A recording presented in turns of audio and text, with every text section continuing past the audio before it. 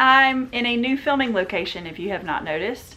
I moved my personal TBR shelf to what is behind me. So from now on, if you see me filming in front of my TBR shelf, this is where I'm going to be. My husband has his TBR shelf in the bedroom, which is where I normally would be filming in front of, or either in front of my full bookshelves of books I've already read and manga I've already read. But for now, this is where I'm going to be filming this video.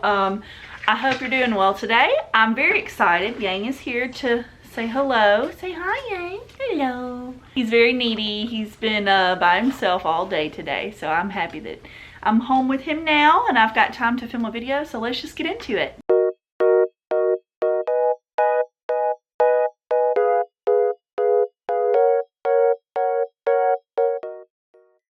So today's video is going to be a try 3 new manga series. I love doing these videos. It's really fun to try a new series, whether that be through Kindle Unlimited or Viz or Shonen Jump apps or just manga that I pick up at the store randomly. The first series I'm going to talk about here is Defying Kurosaki-kun.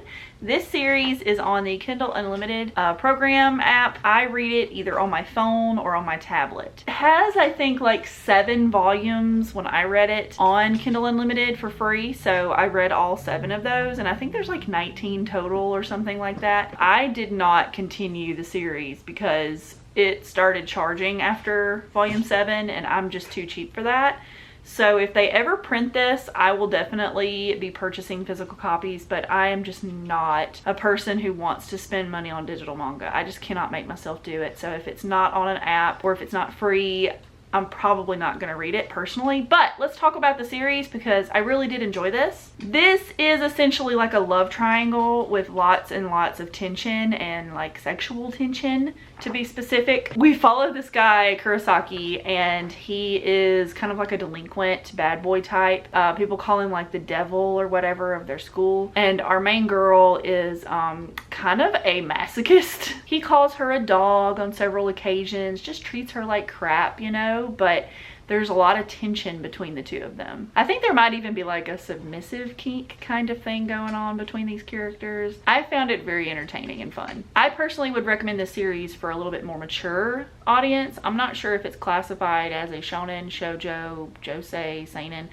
I don't think it's a seinen or a josei, but I don't feel like looking into it, so I'm sure it's probably a shoujo if I had to guess. With our new ranking system that we've created, I'm going to start going through that. So for the art style, I give it 3 stars. It's cute. The characters look nice. The guys are cute. I just think that sometimes the art lacked a little bit. It's almost like the person wasn't having a good day when they were drawing it, or if they were sick or something, because there were a few moments where characters were cross-eyed, and I'm sure it probably gets better throughout the series, but from volumes 1 to 7 it was pretty consistent in that. As far as the theme goes, I'm going to give that 4 stars because personally I do love a love triangle. I just love it. I know it's not everyone's favorite trope, but to me it's just so fun, and I love like the yearning and the back and forth, and like most of the time it's like they truly love each of the characters and then they've just got to figure out what is most important to them personally, and so I really like that. There is a third person involved in this love triangle, but I mean the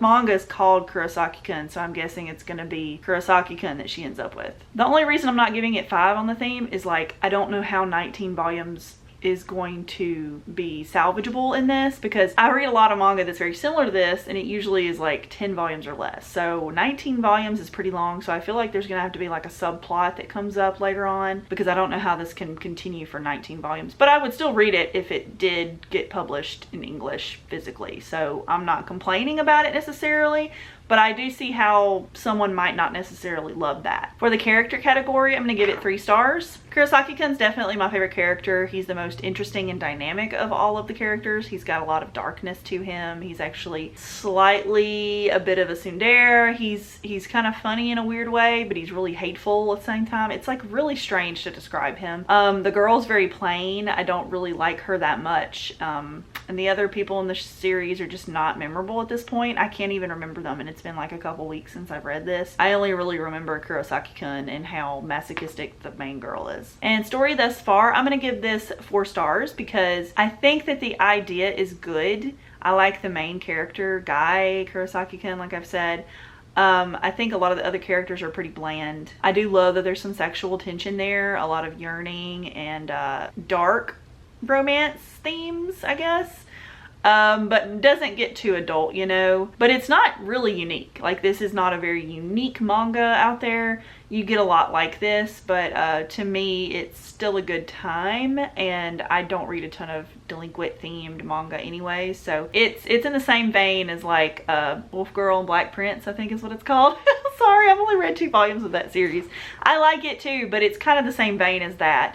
So if you like those, maybe you would like this one. And the overall wow factor, I gave it 4 stars, and that might be kind of generous of me.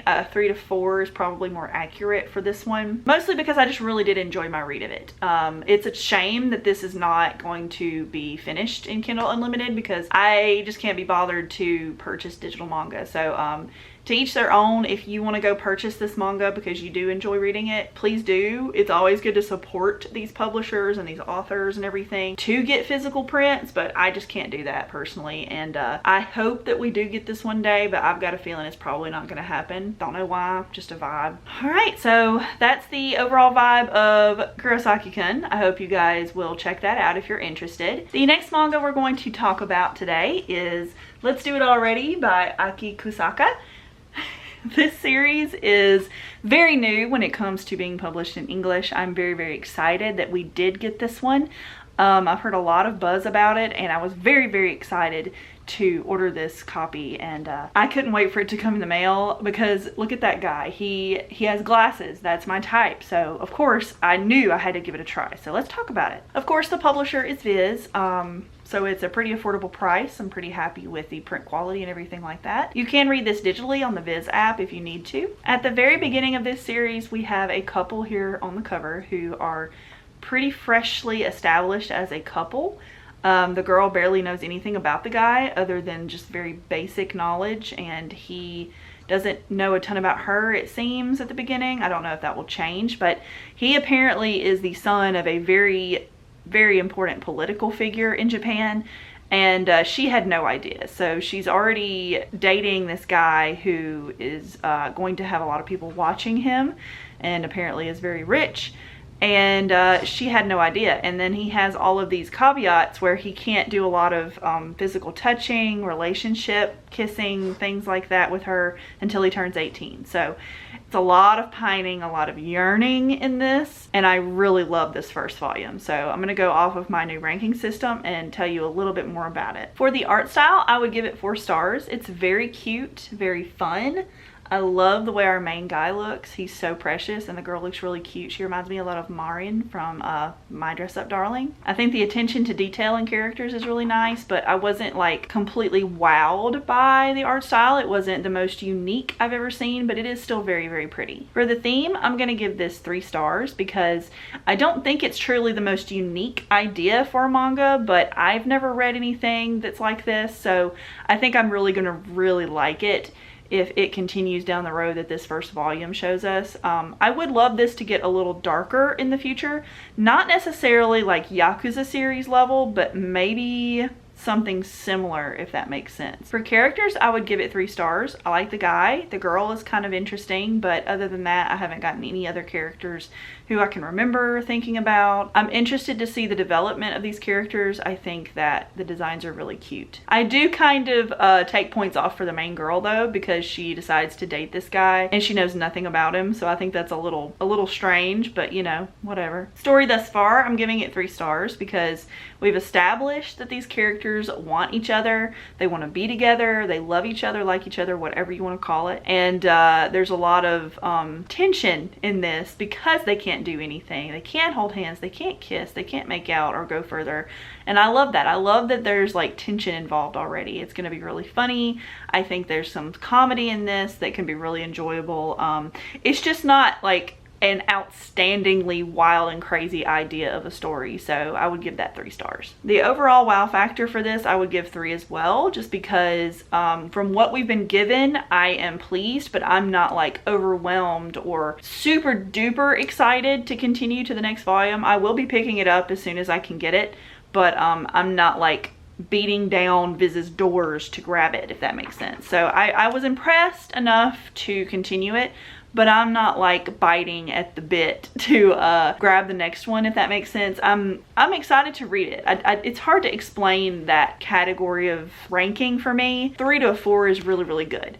5 would be like foaming at the mouth, ready for the next volume, if that makes sense. So I'm still really, really excited to continue this. I highly recommend it if you love series where there's like kind of a little bit of darkness and yearning for each other, and it's probably going to have a lot of tension in here. I'm not sure what the rating, it says older teen on the back of this first volume. I'm not sure if that's going to change because it is a Shoujo Beat series. We will see, but I'm still very excited to continue the series. And the final volume of manga that I tried for the first time, I do want to say that I did watch the anime for this series before I read the manga, so I already kind of knew what to expect from this. So it's not going to be exactly the same as something I would have just picked up blindly. This is My Love Story with Yamada-kun at level 999 by Mashiro. Please watch it if you haven't yet. But I'm here to talk about the manga. So this is a story about a girl who goes through a really bad breakup, and she's kind of desperate to just kind of get out there, maybe make her ex jealous, maybe find a new guy, just kind of get out of the house because she's just been depressed after that. And her friends are like, come on, let's do stuff. And she's like, I want to kind of just sit at home and play video games, because he got her into a video game before they broke up. And so she goes to this convention where they're going to give out free stuff for this video game that she's into. And she runs into Yamada-kun, and he is like a pro gamer, and it's their romance and leading to things. And the anime stops at a very pivotal moment in the relationship, and I'm very excited to read the manga. It seems like it's going to be very slow publishing from the due dates on the next 2 volumes from what I can tell. I really hope they pick up, but it is a publisher I've never heard of before called Inklore. I believe that it is part of Random House. Yeah. So they're probably not prioritizing manga over there. I just cross my fingers that they get quicker. But let's get into my ranking system. For the art style, I'm going to give it 4 stars. It's super cute. It's very similar to the anime, so it was easy to transition to this. I love Yamada-kun. I love all the characters and their designs. I think that they're unique and varied enough, but still really cute. It wasn't like the most unique design. The fashion's really good in this. 4.5 might be more accurate, but I really did enjoy the art style in this. For the theme, I'm going to give this 5 stars because it is just the perfect series for me personally. Now, I'm not saying that everyone would want to give this 5 stars or maybe even 4 or 3 stars, but for me it's 5 because who doesn't love a gamer boy? I am obsessed with gamer boys. That is, I married a gamer man boy person. And I game too, like more casually, kind of like she does. And it's just a very similar dynamic to me and my husband when it comes to our gaming preferences and how much we game. So I really identify with these characters, and I love watching them. I love reading them. I love listening to them. I am absolutely obsessed with these characters and this anime. Yeah, the theme and the characters are both 5 stars, so that kind of goes hand in hand. I like Yamada. I think she's very interesting and dynamic and has a lot of flaws. And then Yamada is, of course, a very interesting, quiet gamer boy. Story thus far, it's really good. I love where it's going and the direction. I think it gets spicier in the manga panels that I've seen on TikTok. That's kind of how I discovered this series and decided to check it out, was because people were posting panels of the manga, and I was like, ooh, that sounds like something I need to read. So that's why I picked this up. I would give it 5 stars because I'm just obsessed. And for the overall wow factor, I'm going to give this 4.5, 5 stars-ish, because I'm just obsessed with it. I can't stop thinking about these characters. I want merch of these characters. I want to read about these characters. I want to watch more of the anime. Give me more, please. It's just so fun. Funny, cute, good, dramatic, sexy. I want this to be sexy. I want this to be everything that I've dreamed of in an adult sexy romance since I read Wotakoi and Sweat and Soap. I want this to be that. I don't know if it's ever going to be that because it is only 14 plus. Probably not, but I have seen some very spicy manga panels, so we will see. I hope it gets more mature. I would love this to be like Josei Dream, Seinen Dream, whatever.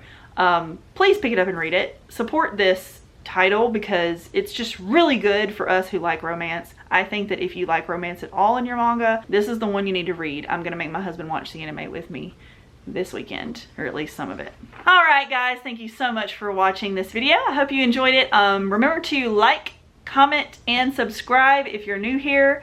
I upload manga and book content pretty much weekly now at this point. I've gotten kind of a good schedule going. So I hope you guys enjoyed this video, and tell me what you'd like to see next. I will try to film some videos this weekend, so hopefully I can get out some more content planned for you. And I hope you have a fantastic day. Stay safe, and I'll see you soon. Bye, guys.